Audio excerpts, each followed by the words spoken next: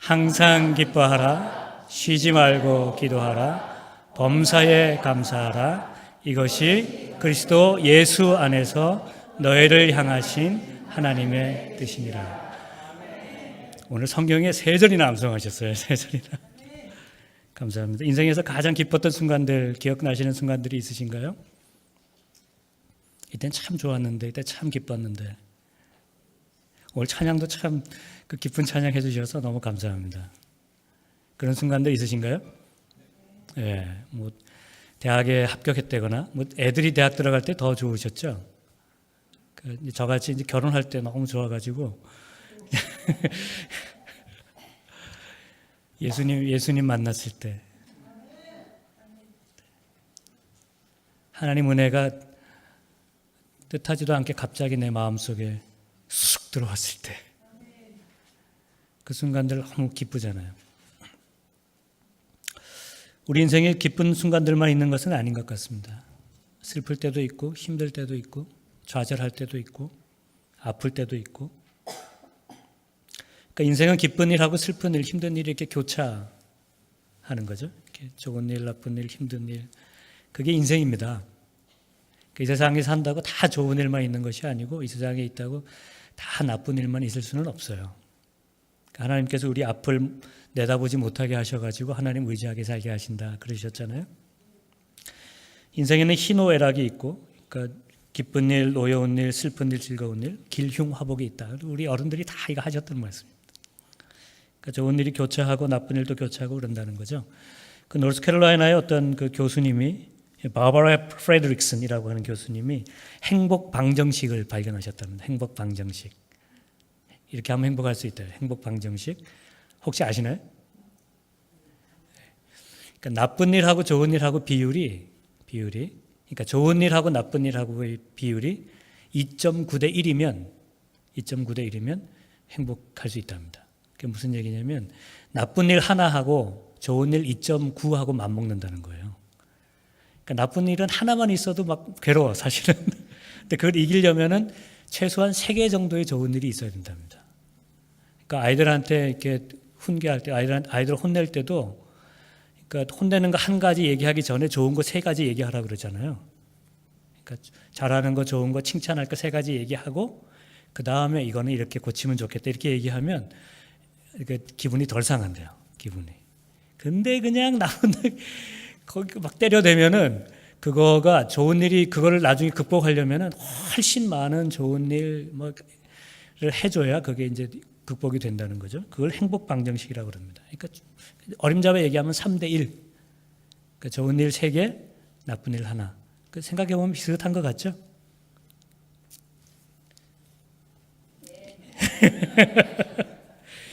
기분이 나빠지려고 그래요 지금. 그런데 오늘 바울이 항상 기뻐하라 그렇게 말하지 않습니까?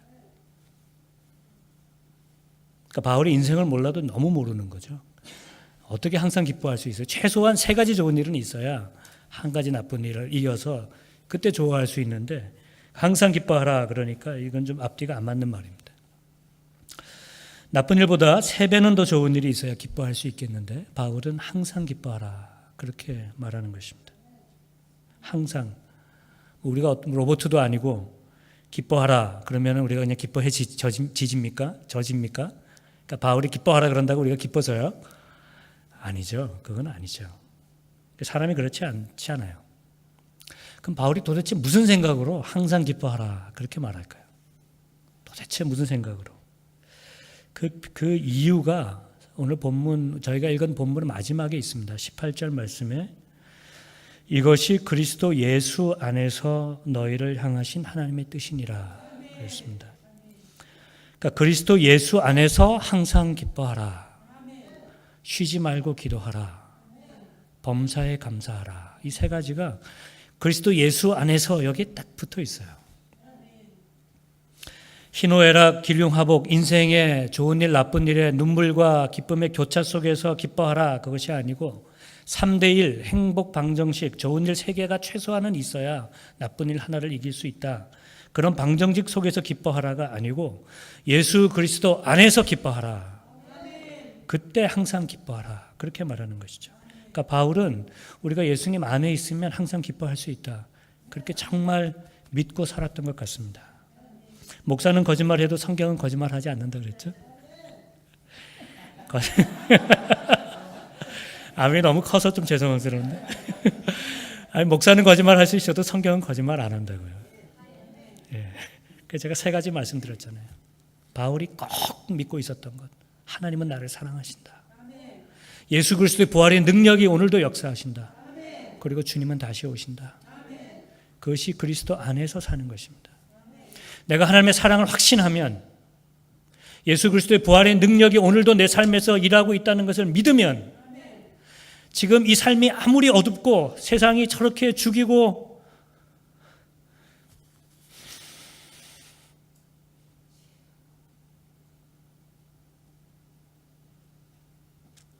아무 죄 없는 아이들이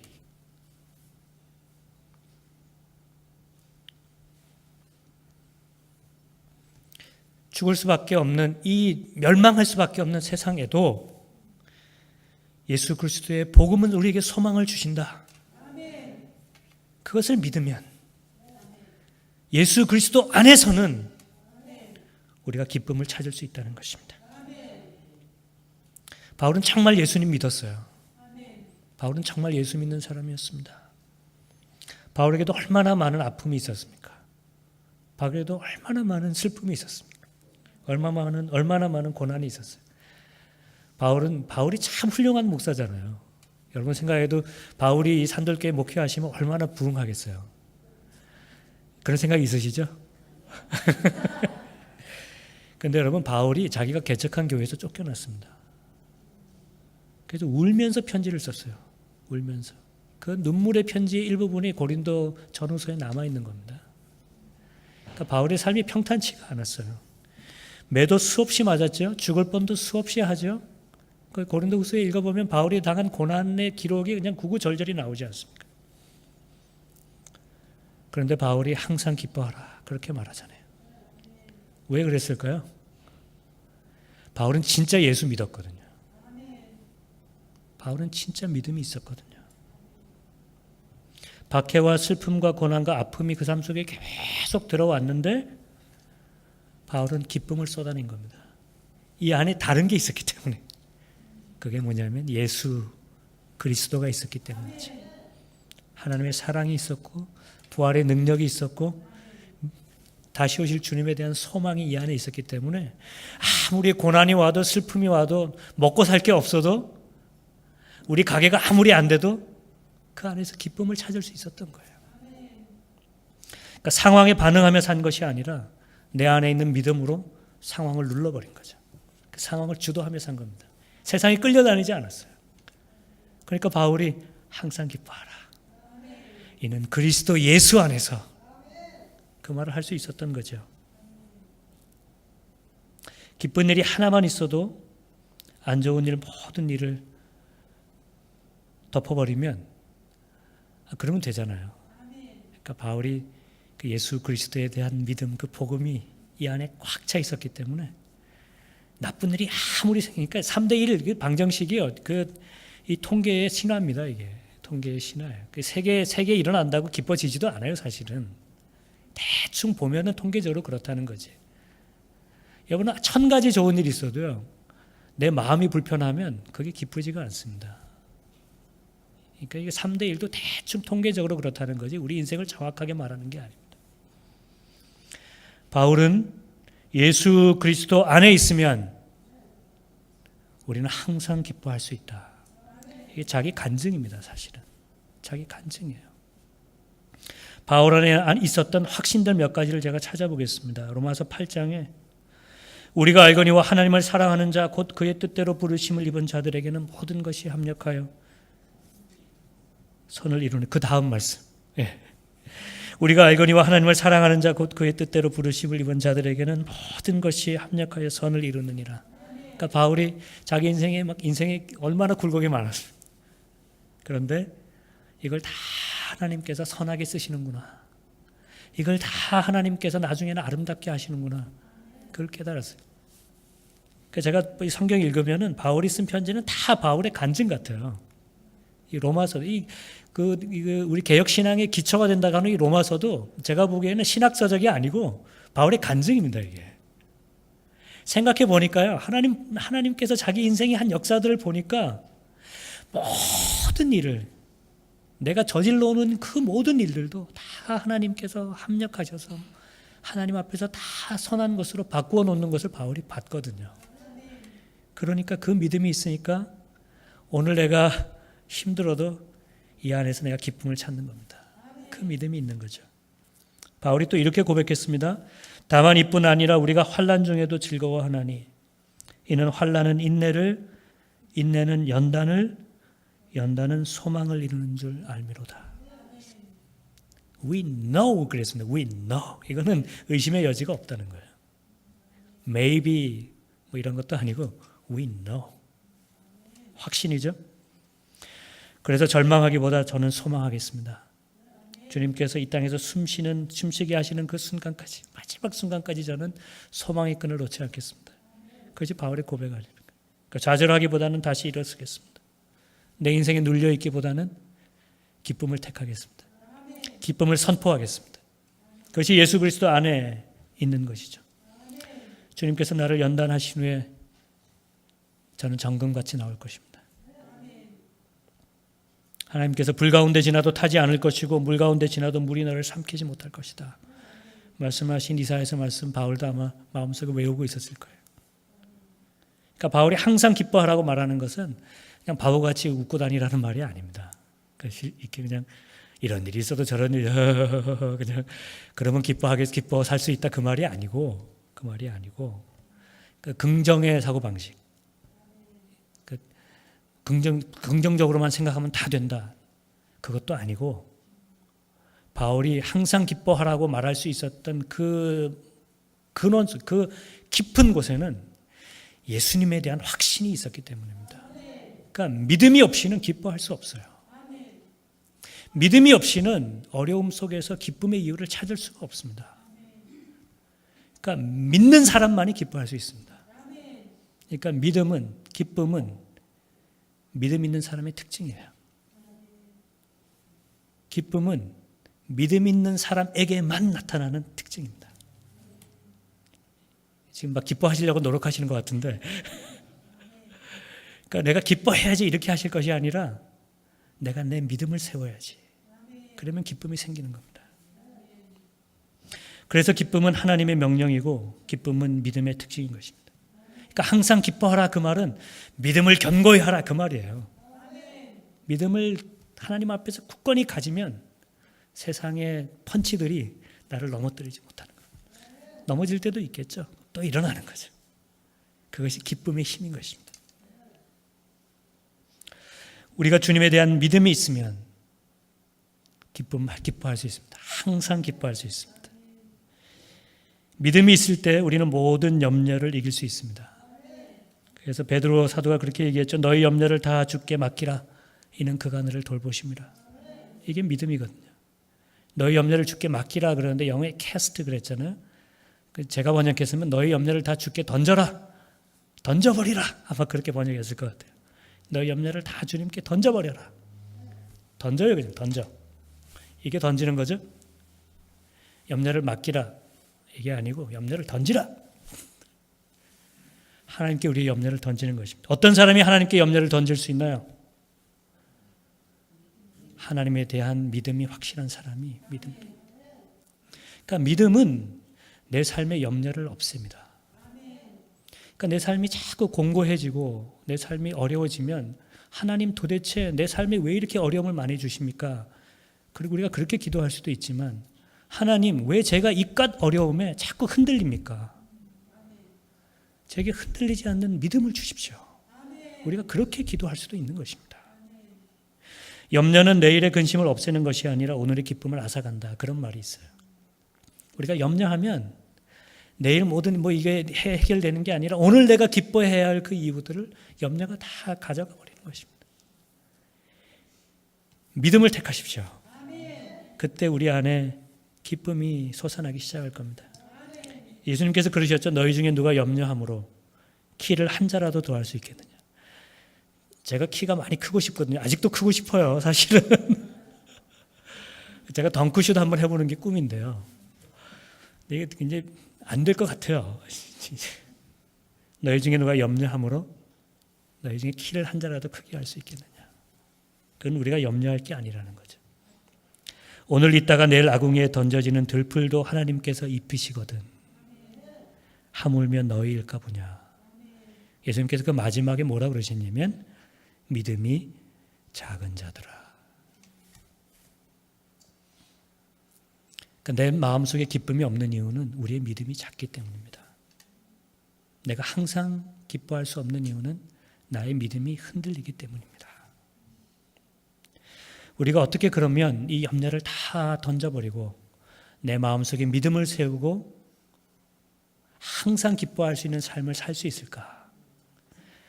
그래서 바울이 두 번째로 무슨 얘기했어요? 항상 기뻐하라, 쉬지 말고 기도하라. 기뻐하시려면 기도하셔야 됩니다. 믿음이 흔들리지 않으시려면 기도하셔야 돼요. 어떻게 기도하냐면 쉬지 말고 기도하셔야 돼요. 그럼 뭐 계속 이렇게 그 말이 아니고 내 삶이 하나님 앞에 있는 삶으로 살아야 한다는 것입니다. 그러니까 기도하는 삶을, 기도의 삶을, 늘 하나님께 의지해 있는 삶을 살아야 한다는 것입니다. 그것이 기도하는 삶이죠. 여러분, 마가복음 9장에 아주 충격적인 사건이 하나 기록되어 있습니다. 아직 그거 아니고요. 예수님께서 산에 올라가셨어요. 그래서 아주 영광스러운 모습으로 변화되십니다. 그리고 선지자 모세와 엘리야 둘을 만나시고 장차 십자가 달리실 일을 의논하시고 준비하시고 그래서 산에서 내려오시죠. 산에서 내려오시는데 시끌시끌벅적해요. 그래서 이게 무슨 일이냐 그랬더니 어떤 아버지가 귀신 들린 아들을 데리고 온 겁니다. 그래서 제자들에게 좀 고쳐주십시오. 그랬는데 제자들이 고치지를 못했어요. 그 예수님이 물으시죠. 언제부터 이렇게 되었느냐? 어릴 때부터입니다. 귀신이 제 아들을 불에도 던지고 물에도 던지고 때로는 거품 물고 쓰러지게도 합니다. 여러분, 자기가 아픈 것보다 애새끼 아픈 게 더 아픈 거거든요. 어릴 때부터 애가 불에도 들어가고 물에도 들어가고 거품 물고 넘어지고 그 아버지 마음이 어땠겠습니까? 그러니까 지푸라기 하나라도 잡는 마음으로 제자들에게 왔어요. 좀 고쳐주세요. 근데 제자들이 고치지를 못했습니다.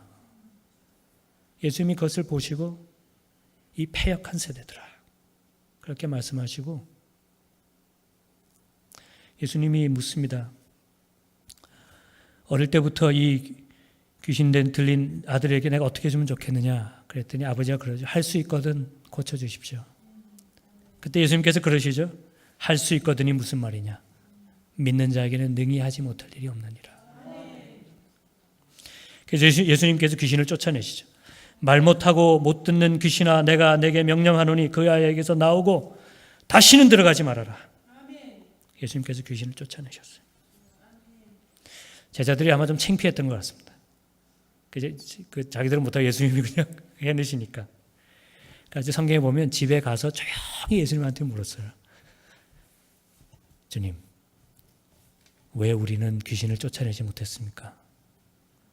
또 조용히 집에 가서 그때 예수님께서 어떻게 대답하셨냐면 기도 외에 다른 곳으로는 이런 종류가 나갈 수 없느니라. 기도하지 않기 때문이다. 왜 우리가 믿음의 기적을 경험하지 못하는가? 기도하지 않기 때문이다. 하나님 앞에 엎드리지 않기 때문이다. 하나님의 능력으로 살려고 하지 않기 때문이다. 우리 인생을 하나님께 맡기지 않기 때문이다. 내 뜻대로가 아니라 하나님 뜻대로 살게 해달라고 하나님 앞에 무릎 꿇지 않기 때문이다. 왜 이 아이가 미쳐서 불에도 들어가고 물에도 들어가고 거품을 물고 쓰러지는데 왜 예수 믿는다고 하는 너희가 고치지 못했느냐? 기도하지 않기 때문이다. 하나님 앞에 매달리지 않기 때문이라는 것입니다. 경건의 모양은 있는데 경건의 능력은 없다는 것입니다. 너무 충격적이죠. 아무리 예수님 가까이 있어도 아무리 교회 가까이 있어도, 아무리 성경 가까이 있어도 기도하지 않으면, 하나님께 우리의 삶을 맡기지 않으면, 내 영혼을 하나님께 드리지 않으면 우리는 아무런 능력도 경험할 수 없다는 것입니다. 여러분, 벌써 10년이 넘었습니다. 버지니아 텍에서 한국 학생이었어요. 조승희. 그때 32명이 죽었습니다. 여러분 기억하시나요? 제가 그때 신학교 다닐 때, 그때 신문에 그 방송이 어떻게 났냐면 An Asian 그렇게 났어요. 그래서 제가 우리 교수님하고 둘이 그거 보면서 속으로 한국 학생은 아니겠지, 한국 학생은 아니겠지. 근데 나중에 이름 보니까 한국 학생이더라고요. 그날 32명이 죽었습니다. 여러분 며칠 전에 17명이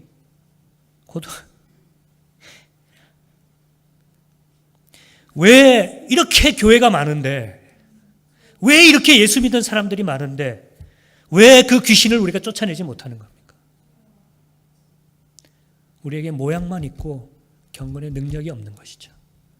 기도하지 않기 때문입니다. 하나님께 매달리지 않기 때문이죠. 쉬지 말고 기도하라. 그때에 비로소 우리는 하나님의 기쁨을 경험할 수 있게 되는 것입니다. 평생을 하나님 의지하면 하나님 앞에서 살겠다고 우리가 다시 결단하고 주님 앞에 내 삶을 내놓고 기도할 때, 그때야 비로소 우리는 이 세상의 그 죽음의 귀신들을 쫓아낼 수 있는 것입니다. 지난 수요일 날 우리 큐티 모임 했습니다. 저녁에 8시에 몇 분이 모여서 같이 큐티하면서 시편 51편 같이 묵상했어요. 어떤 분이 이제 같이 이제 묵상하고 나누는데, 그 마지막 하나님께서 상한 심령, 통회하는 마음, 하나님께서 그거 받으신다. 하나님께서 제사보다 그거 더 받으신다. 그거 그렇게 나누면서요. 어떤 자매님이 그러시더라고요. 제가 마음이 너무 힘들어서 어떻게 할 수 없었는데 하나님께 막 기도했는데요. 하나님께서 나를 조금 바꾸시는 거를. 그러니까 상황은 아무것도 안 바뀌었어요. 근데 하나님께 그냥 다 기도하니까 하나님께서 저를 조금 바꾸시는 걸 제가 경험했습니다. 근데 참 이상하게도 제가 조금 바뀌니까 제 주변의 상황들도 조금씩 변하는 걸 제가 경험했습니다. 기도로 하나님을 경험하는 거죠. 그때야 비로소 우리는 믿음과 기쁨을 경험하게 되는 것입니다. 기도하지 않으면 하나님을 경험할 수 없습니다. 지난 한 주간, 이번 한 주간 기도 많이 하시기 바랍니다. 기도하는 마음으로 사시기 바랍니다. 늘 하나님 앞에 계시기 바랍니다. 그것을 위해서 기도를 훈련하는 겁니다.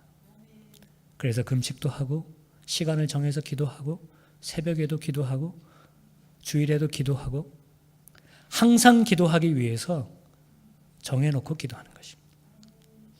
여러분 사신절 기간 동안 특별히 기도 많이 하시기 바랍니다.